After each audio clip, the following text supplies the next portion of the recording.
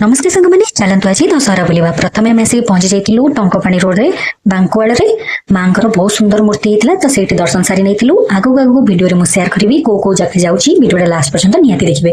तापर पड़े आसलु ब्रह्मेश्वर छकरे से भी बहुत सुंदर मूर्ति होता। यहाँ हूँ नबीटकी छक प्रति वर्ष ये चांदी मेढ़ हुए दशहरा भितर जेहेतु बहुत गहली तो बाहर आसिक आम चाट खाई तापर बाहर जाइलु ओल्ड टाउन में प्रति वर्ष माँ बहुत सुंदर सुंदर तोरण हुए।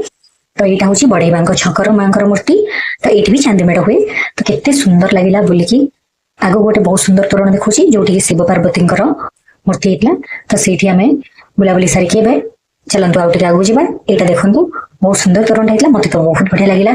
यहाँ हूँ आम कुल पोगी या तोरण टी। यहाँ हूँ मोना मेडिकल छकर माँ मूर्ति तो ये आम बुलाबुली सारिकी एवं बाहरी जाऊँ स्टेशन बजार तो प्रति वर्ष बहुत सुंदर तोरण हुए। नेक्स्ट वीडियो में सहित शेयर करी।